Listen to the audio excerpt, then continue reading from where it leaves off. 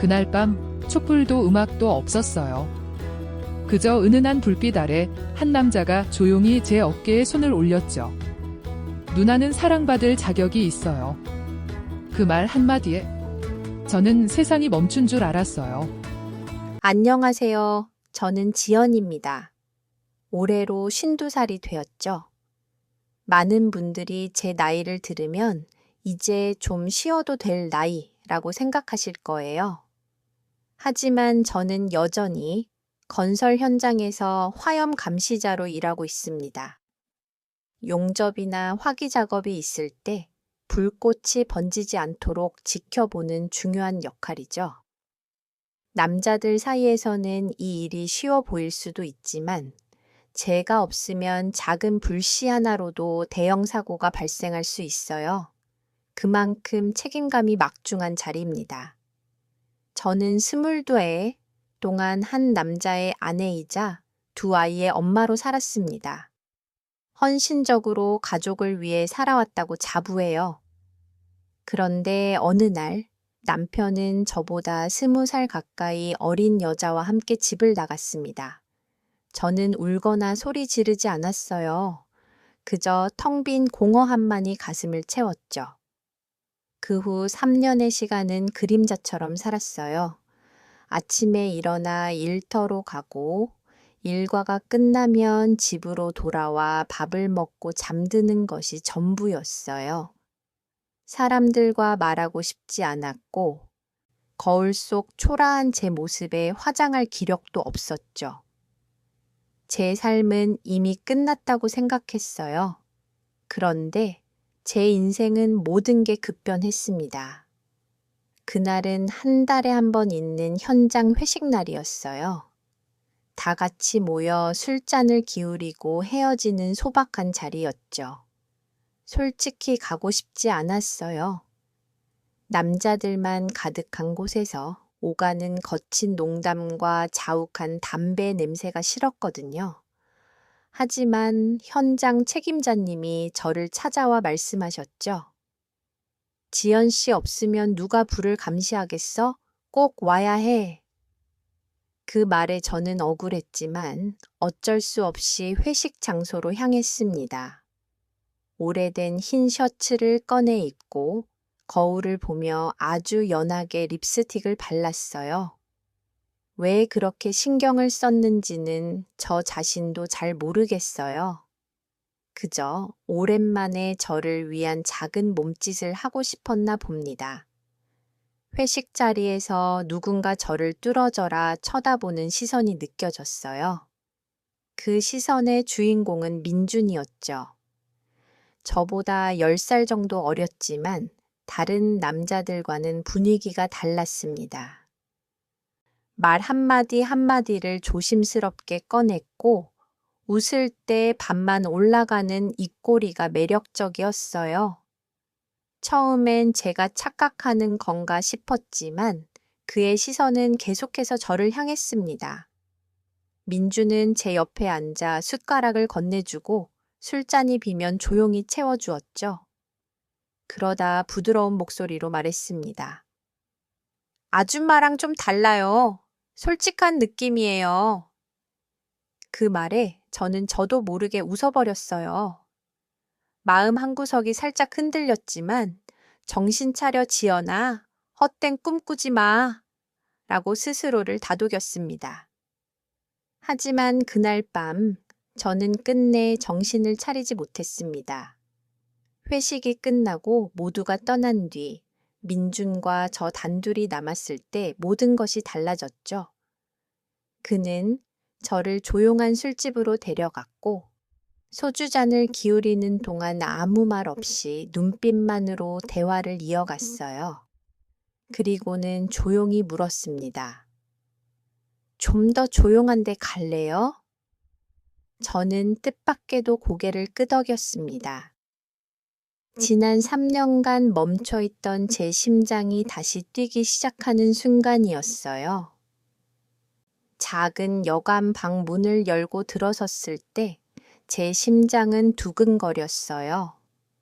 두려움이라기보다는 살아있음을 느끼는 떨림이었습니다.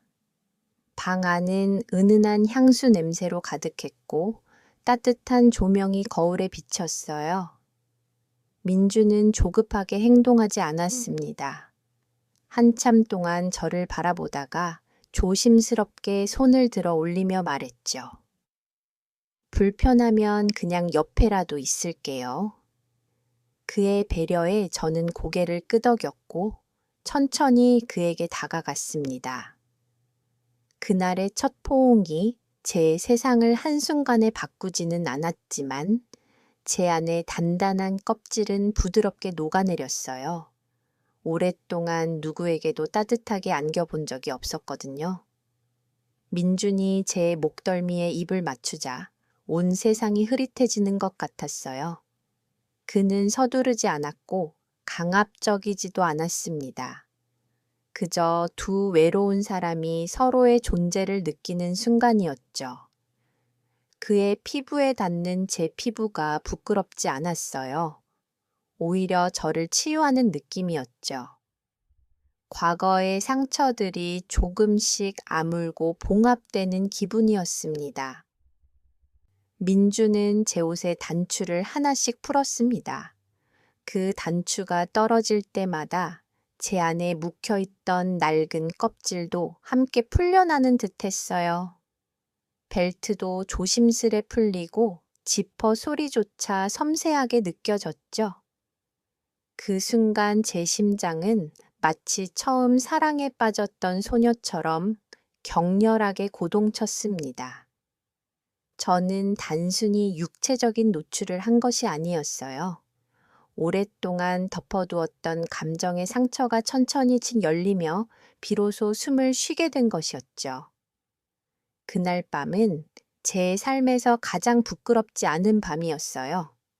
제 존재 자체가 가치 있다는 것을 처음으로 온전히 느꼈습니다. 그리고 그 밤의 모든 순간들이 선명하게 기억에 남아있지만 그 중에서도 가장 잊을 수 없는 순간이 있습니다. 민준이 아무 말 없이 저를 꼭 끌어안고 그의 손을 제 가슴에 얹은 채 부드럽게 숨을 쉬던 그 찰나였죠. 그는 나지막이 속삭였습니다. 지연 씨, 정말 아름다워요. 화장을 한 것도 아닌데 인생을 겪어온 그 아름다움이 느껴져요. 저는 아무 대답도 할 수 없었어요. 눈물이 흘렀지만 그것은 슬픔의 눈물이 아니었습니다. 누군가가 저를 진심으로 사랑한다고 느낀 제 삶에서 가장 따뜻한 순간이었으니까요. 다음 날 아침 커튼 틈 사이로 새어 들어오는 햇살에 눈을 떴습니다. 민준의 잔잔한 숨소리가 들려왔죠. 침대에 누워 그를 보니 어젯밤보다 훨씬 더 맑고 편안해 보이는 얼굴이었어요. 머릿속은 멍했지만 불안하거나 후회하는 감정은 들지 않았습니다. 저는 천천히 일어나 짐을 챙겼어요. 지난밤 입었던 셔츠는 구겨져 있었지만 제 마음은 가벼웠습니다. 하지만 동시에 꼭 닫아야 할 문을 닫는 듯한 묘한 감정이 들었죠.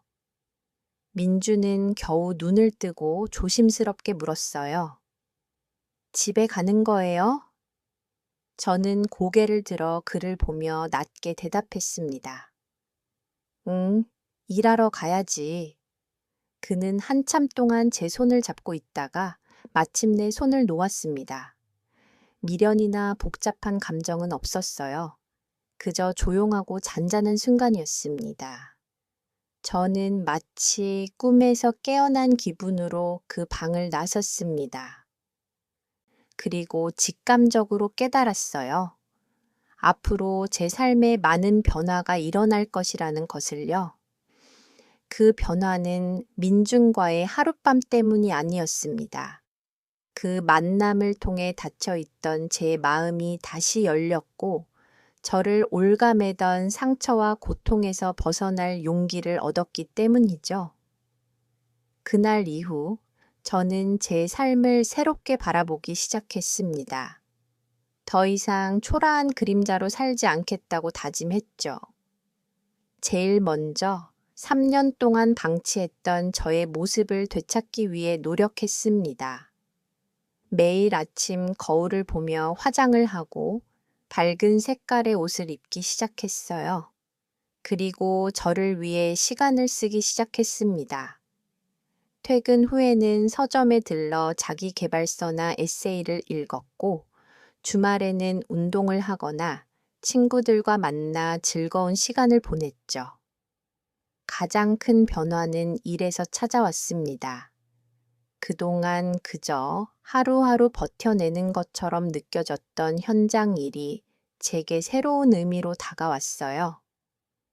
저는 현장에서의 경험과 노하우를 바탕으로 안전 교육 강사가 되기 위한 공부를 시작했습니다. 늦은 밤까지 책을 붙들고 씨름하며 현장의 다양한 사례들을 정리했죠. 처음에는 50이 넘은 나이에 새로운 도전을 한다는 것이 두려웠지만 민준이 말했던 인생을 겪어온 아름다움이라는 말이 제게 큰 용기를 주었습니다. 1년이 흘렀습니다. 저는 마침내 안전교육 강사가 되었고, 이제는 여러 건설 현장을 오가며 책임감 있는 역할을 수행하고 있습니다. 제 강의를 듣는 사람들은 저의 현장 경험이 담긴 생생한 이야기에 귀를 기울였고, 저는 제 일이 얼마나 가치 있는 일인지 깨닫게 되었죠. 어느 날 남쪽 지방의 한 공사장에서 교육을 마치고 돌아가던 길이었습니다. 잠시 휴게실에 들렀는데 익숙한 뒷모습이 눈에 들어왔어요. 민준이었죠.